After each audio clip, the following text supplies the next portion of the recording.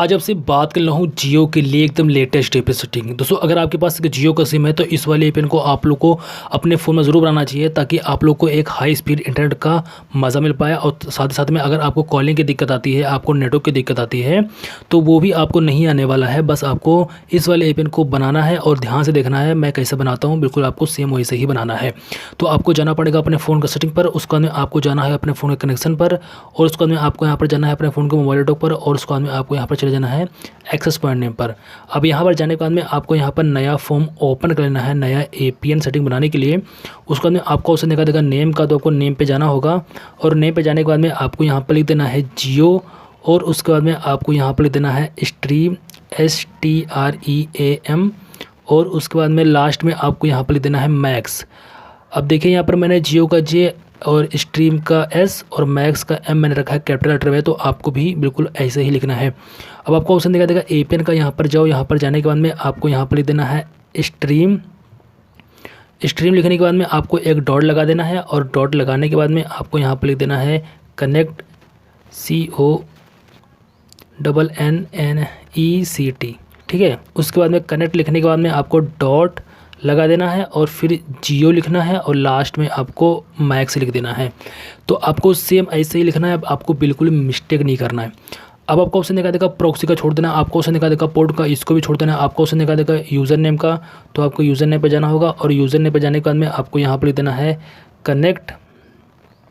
Connect लिखने के बाद में आपको यहाँ पर जियो एक स्पेस देना है, उसके बाद आपको जियो 24 लिख देना है। ठीक है, एकदम ऐसे लिख देना है।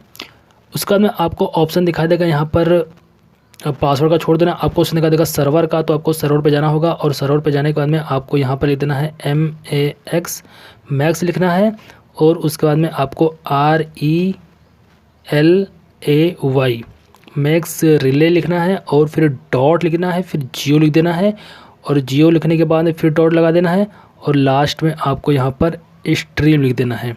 ठीक है, आपको सेम ऐसे ही लिखना है, मिस्टेक बिल्कुल नहीं करना है। अब आपको ऑप्शन दिखा देगा MSC का छोड़ देना। आपको ऑप्शन दिखा देगा मल्टीमीडिया मैसेज प्रॉक्सी का, मल्टीमीडिया मैसेज पोर्ट का, MCC का, MNC का, तो इन सारे ऑप्शन को आपको छोड़ देना है।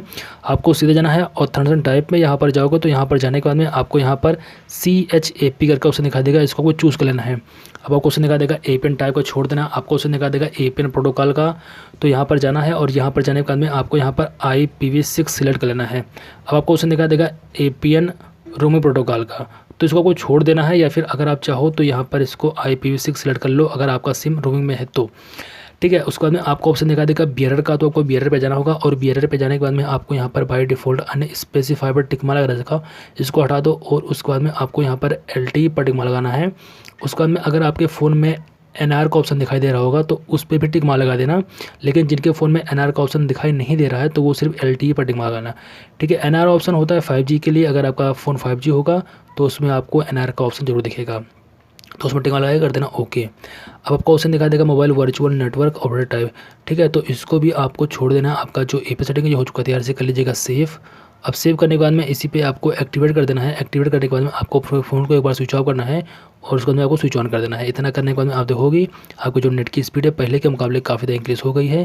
दोस्तों अगर आपके फ़ोन में ये वाला जियो वाला एपीएन सेटिंग अच्छे से वर्क करता है तो मेरे चैनल को सब्सक्राइब, मेरी वीडियो को लाइक करना मत भूलना। मिलता हूँ मैं आपको इसी तरह की वीडियो के साथ।